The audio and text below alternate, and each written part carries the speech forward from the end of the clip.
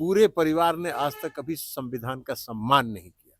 वो संविधान की बात कर रहे हैं। तो संविधान की धज्जी उड़ाने वाले लोग भी फैशन में संविधान लेके घूम रहे हैं। रोजगार की बात कर रहे हैं। कहाँ रोजगार? बिहार में रोजगार, प्रतिदिन रोजगार मिल रहा है, प्रतिदिन नियुक्ति पत्र बंट रहा है। वोट के लिए भ्रम फैलाने की जरूरत नहीं है वक्त में। और उस संशोधन के माध्यम से जो पाप किया, मोदी जी की सरकार उसको धो रही है। सर, राहुल गांधी जी बिहार में रोजगार की बात कर रहे हैं और बेगूसराय में यात्रा कर रहे हैं। कहीं यात्रा करें, यात्रा करने में किसी को रोक है? बिहार में कोई कर्फ्यू नहीं है, बिहार में खुला छूट है, जिसको मन करे आके जाने। लेकिन रोजगार क्या होता है उनको पता है। पहले रोजगार के बारे में पता करें ना। बिहार में नीतीश कुमार जी के शासन काल में कितने लोगों को रोजगार हुआ है, पहले इसका भी तो डाटा एकत्रित करें। ये लोग को कोई जमीनी बात से कोई मतलब नहीं है। इन लोगों को मतलब है कुछ बोलते रहना है। वो संविधान लेके घूम रहे हैं, संविधान फैशन बन गया, संविधान लेके घूमना। अरे संविधान को का धज्जी उड़ाने वाले लोग संविधान की बात कर रहे हैं, जिन्होंने पूरे परिवार ने आज तक कभी संविधान का सम्मान नहीं किया। वो संविधान की बात कर रहे हैं। तो संविधान की धज्जी उड़ाने वाले लोग भी फैशन में संविधान लेके घूम रहे हैं। रोजगार की बात कर रहे हैं। कहाँ रोजगार? बिहार में रोजगार, प्रतिदिन रोजगार मिल रहा है, प्रतिदिन नियुक्ति पत्र बंट रहा है। तो इसलिए उनको घूमना है, घूमते रहें। और घूमना है तो कुछ बोलना है, तो बोलते रहें। जनता यहाँ मन बनाए हुई है, उनके घूमने से कुछ नहीं होना है। महागठबंधन में आपसे तालमेल नहीं दिख रहा था, पिछली बार मुलाकात हुई थी, लेकिन अभी महागठबंधन का अपना मामला है, वो अपना मत पड़ोवल करते रहे।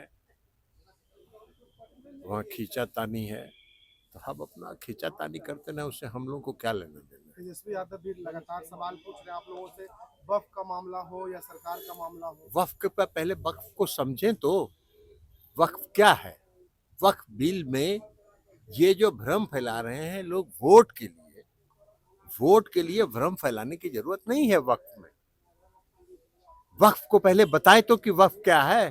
2013 में जो इन्होंने संशोधन किया और उस संशोधन के माध्यम से जो पाप किया, मोदी जी की सरकार उसको धो रही है। वक्फ को पहले जाने। वक्फ है, वक्फ बोर्ड है।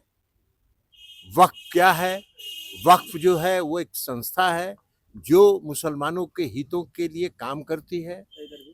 वक्फ बोर्ड जो है वक्फ सही काम कर रहा है नहीं, उस पर निगरानी रखने के लिए है। तो वक्फ में कहाँ कोई सरकार ने हस्तक्षेप किया?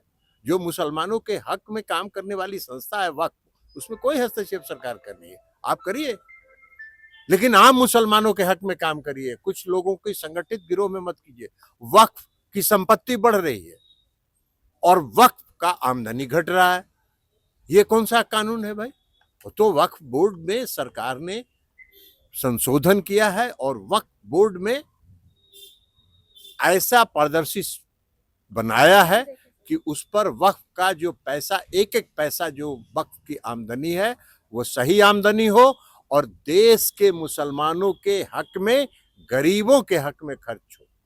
अब मुस्लिम महिला सशक्तिकरण की बात करिएगा। मुसलमान समाज की महिला को सशक्तिकरण नहीं करना है तो उनका प्रतिनिधित्व दिया गया, इसमें कौन सा आपत्ति है भाई आपको? वक्फ बाय यूजर का गृह मंत्री जी ने लोकसभा में बताया कि 1913 से 2013 तक 11,000 वक्फ बाय यूजर की संपत्ति थी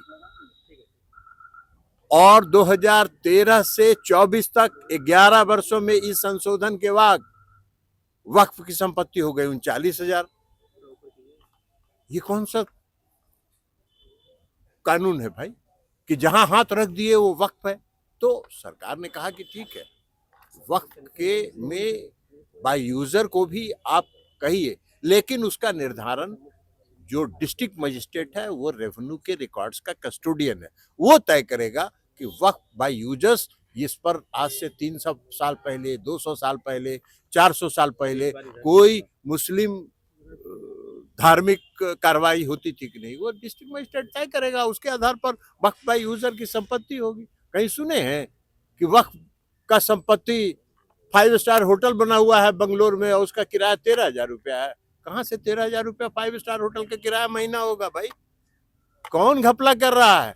तो ये घपला को खत्म करने के लिए पूरे वक्त के कानून को पारदर्शी बना। पनोरमा ग्रुप, जो सोचता है वो करता है। आपके अपने सपनों का आशियाना। ये लो मुंह मीठा करो, आज मैंने अपना जॉब छोड़ दिया, अब हम पूर्णिया वापस जाएंगे। जॉब छोड़ दिया है? मतलब ये घर कैसे चलेगा? हम करेंगे क्या? और माँ बाबूजी क्या बोलेंगे?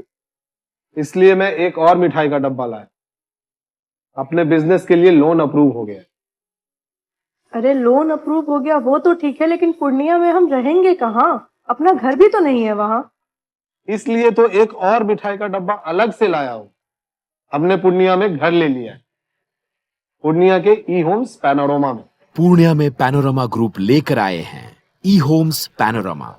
बड़ा घर, आलीशान जिंदगी और अत्याधुनिक सुविधाओं के संग। अरे अरे, अब क्यों मुंह मीठा करवा रही हो? क्योंकि हम घर वापसी जो कर रहे हैं। घर वापसी की खुशी पूर्णिया में ई होम्स पैनोरमा के संग। E homes panorama, luxurious lifestyle redefined.